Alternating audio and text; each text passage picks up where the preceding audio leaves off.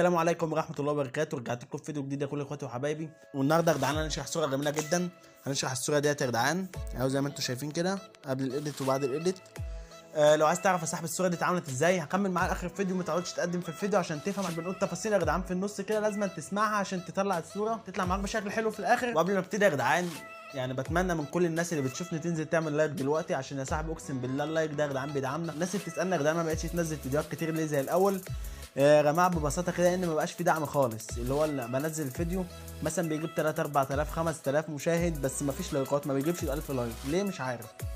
فاللي هو يا جدعان يعني ليه انت بتستخسر تحط لايك يا صاحبي؟ اقسم بالله يعني انت والله انت ما هتخسر حاجه، بس انت بتشجعني ان انا اكمل، تمام؟ بتشجعني ان انا انزل لكم يعني بتحسسوني ان تعبي ده ما بيروحش على الفاضي. والله يا جدعان انا ما باخد من اليوتيوب جنيه، وحياة ربنا ما خدت من اليوتيوب جنيه لحد دلوقتي. فيا جدعان قدروا التعب ده يا جدعان بالله عليكم واعملوا لايكات، تمام؟ يلا بينا نبتدي الشرح يا جدعان. عملت لكم يا جدعان طريقه التحميل زي القديمه، رجعتها لكم تاني عشان الناس اللي بتزعل، تمام؟ بس عملت لكم الفلتر يا جدعان عامله بطريقه التحميل العاديه اللي احنا بنحمل منها، عشان يعني تعبت في الفلتر فغصب عني يا جدعان. فالصور المستخدمه في الشرح يا جدعان هسيبها كلها تحت في الديسكربشن، والفلتر برابط لوحده كده يا جدعان. برضه الناس اللي بتعرف تحمل منه تنزل تحمل الفلتر عشان الفلتر ده احترافي جدا يعني.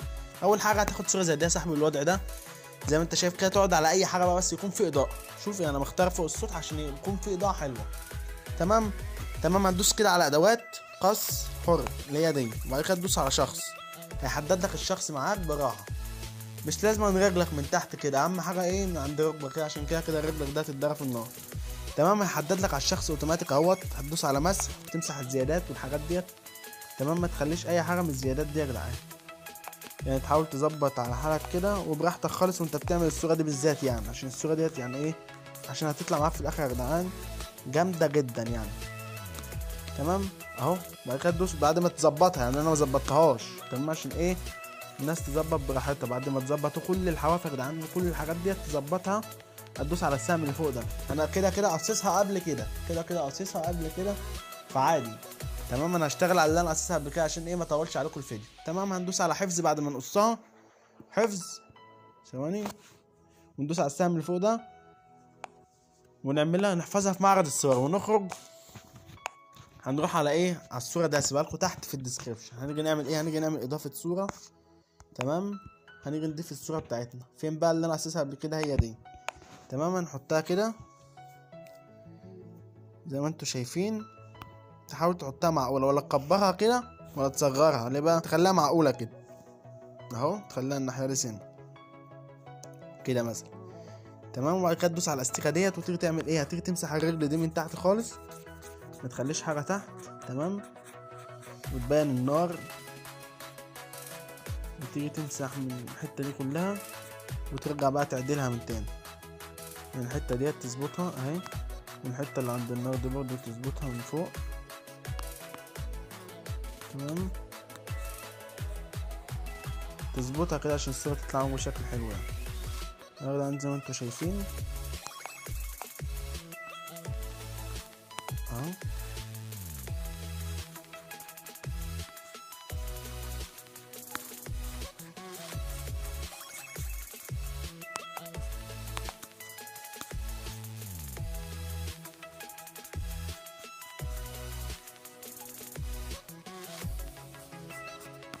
تظبطها يا جدعان، بعد ما تظبطها وتخليها بالشكل ده زي ما انتوا شايفين كده، هتيجي تدوس على، هي كده اعتقد ان هي اتظبطت، تمام؟ اهو ممكن تجيبها وانت بتعملها تجيبها شمال سنه كده، ناحيه لسنه، وتظبطها برضه اهو.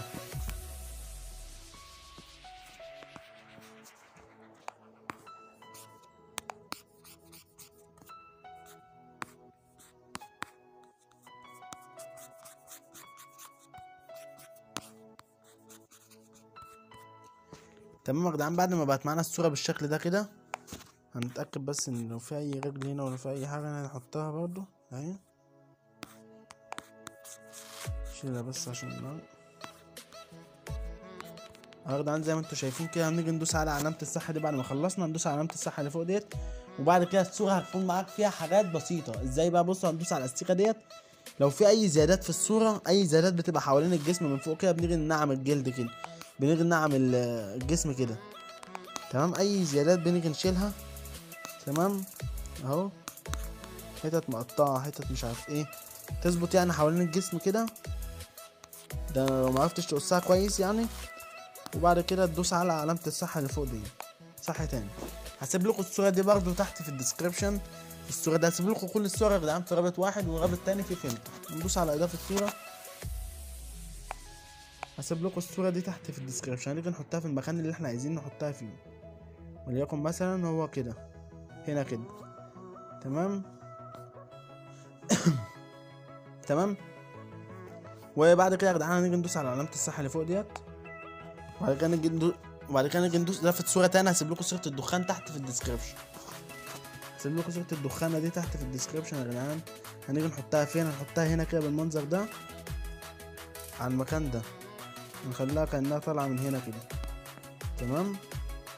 وبعد كده ندوس عليها وندوس تكرار، المربعين اللي فوق دول نعمل لها تكرار. تمام. وناخدها نحطها بالمنظر ده ثواني. هندوس عليها وندوس على المربعين دولت وتكرار، وناخدها نكبر كده ونحطها هنا برضو كده. تمام. زي ما انتوا مش عايزين نكبر الحجم سنة براحتنا برضو اهو. اهو.